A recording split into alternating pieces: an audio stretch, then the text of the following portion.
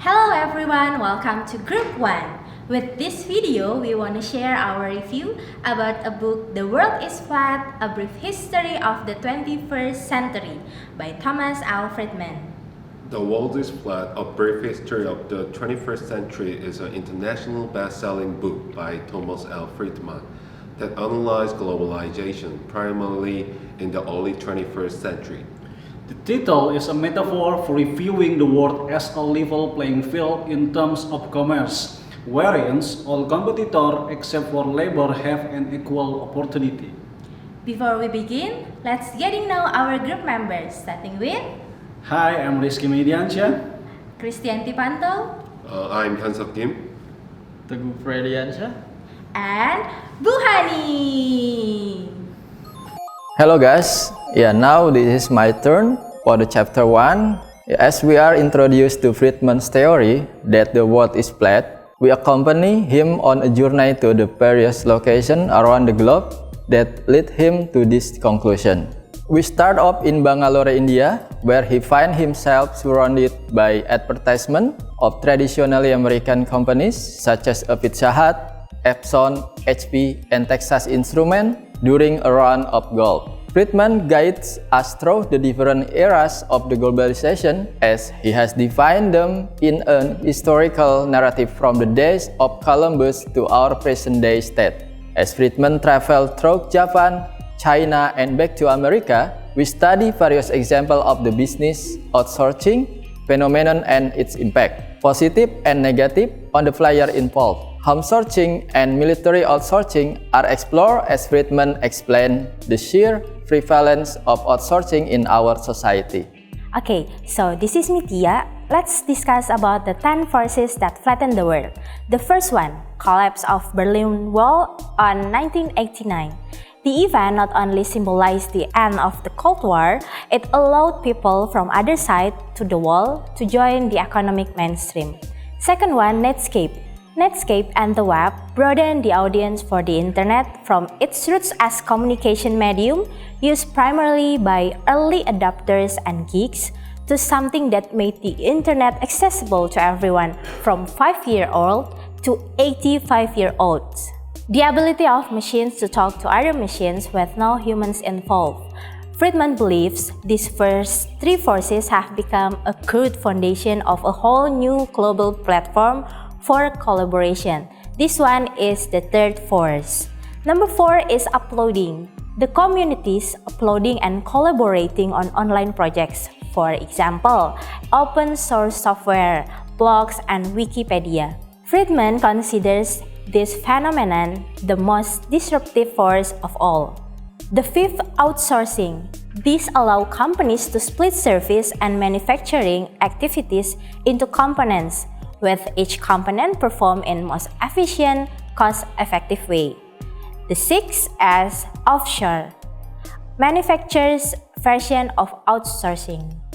The seventh, supply chaining.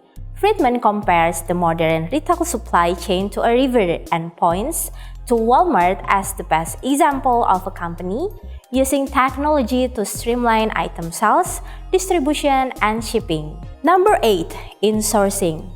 Friedman uses UPS as prime example for insourcing, in which the company's employees perform services beyond shipping for another company. For example, UPS itself repairs Toshiba computers on behalf of Toshiba. Number 9, informing. Google and other search engines are the prime example. Never before in the history of the planet have so many people on their own had the ability to find so much information about so many things and about many other people. The last forces is the steroids. This implementation can be seen in personal digital devices like mobile phones, iPods, personal digital assistants, instant messaging, and voice over internet protocol. That's about chapter 2. We move to the next chapter. Now we are in the chapter 3, acknowledging that the 10 factors he discussed in chapter 2 could not have flattened the world all on their own. Friedman explained that as each of the factors came together, they had to spread and take root to create the environment rich for flattening. Through interview with U.S. Embassy official in Beijing, we explore the desperation of Chinese students to study and work in America. For the first time in history, we see that talent has become more important than geography in determining a person's opportunity in life. We follow the path of a Boeing jet as components of its manufacture are outsourced to Russia and then India, allowing for faster and cheaper the development of more plants. As Friedman demonstrates the need for individuals and business to be able to compete in a global marketplace. Chapter 4. Friedman calls for reality check as we explore the manner in which countries and societies will cope with and adapt to the dramatic change that globalization brings to the way we do business as individuals and entities. His comparison of the Industrial Revolution to the current IT. We examine the blurring boundaries between companies and different groups of workers, as well as the relationship between communities and the business that operate within them. Friedman demonstrates that as little people begin to act big, so too are big people able to connect on the smallest level. Identities become harder to define, which will also need to be sorted out. The traditional role of consumer, employee, citizen, taxpayer, and shareholder have all become blurred and intertwined.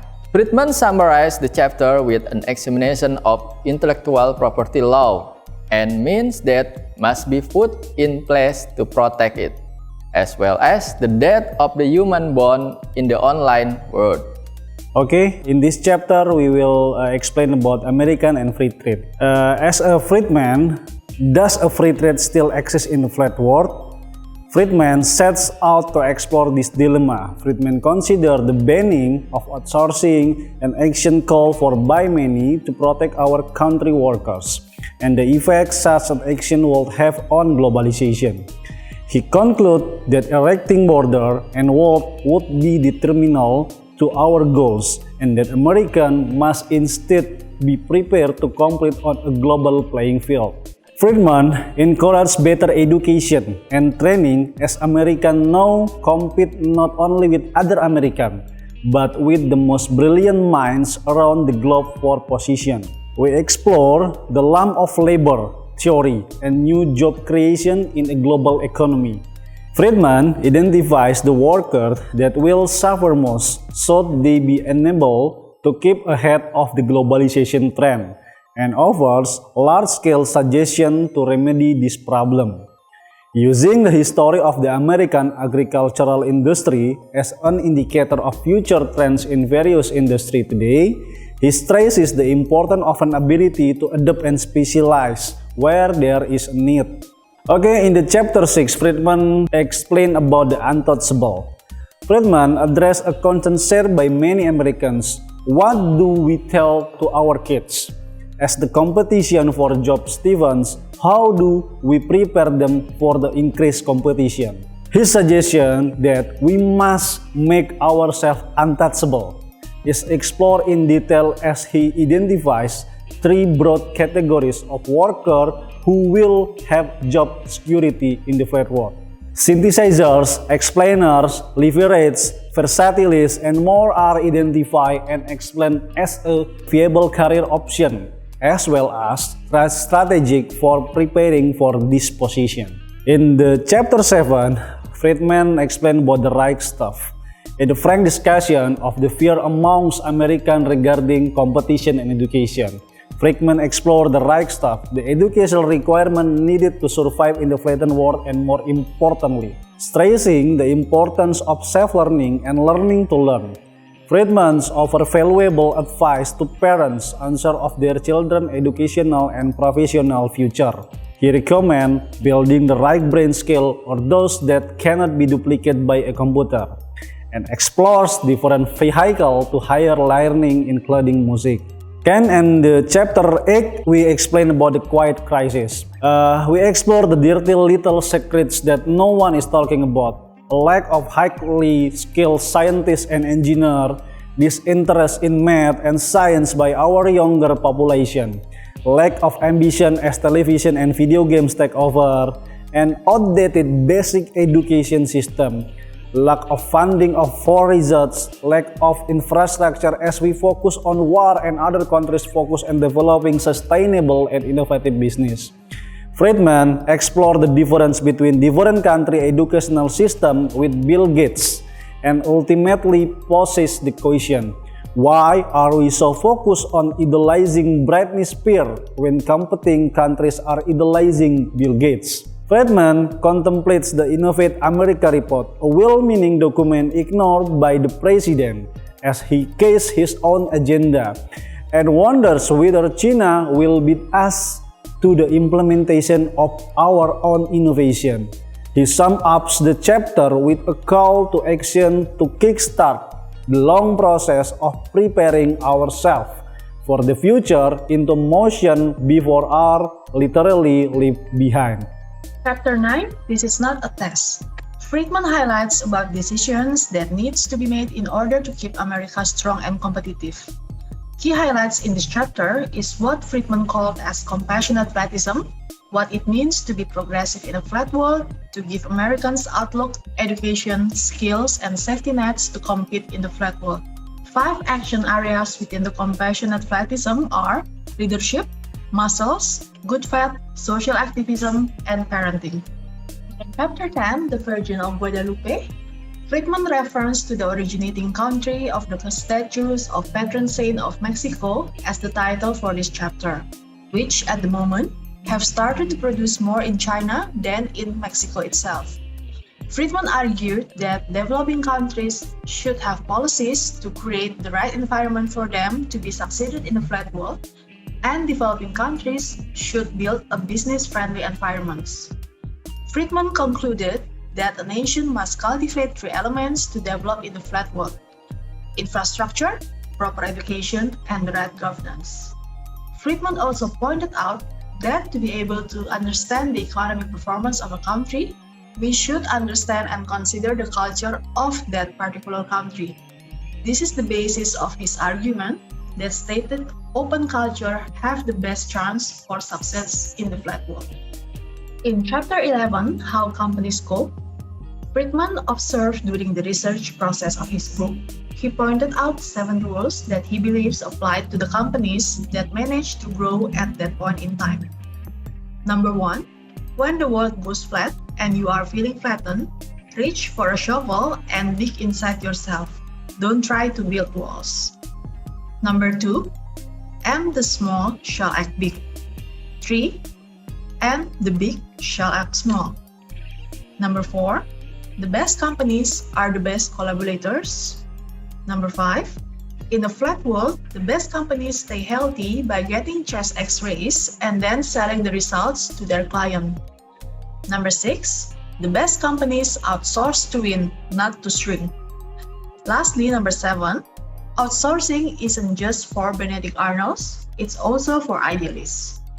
Chapter 12, Globalization of the Local, Friedman argued that globalization, paradoxically, can enhance the local economy, as in the flat world, workers from developing countries can gain access to work for multinational corporations in their home countries instead of immigrating to the country in which the multinational companies are headquartered.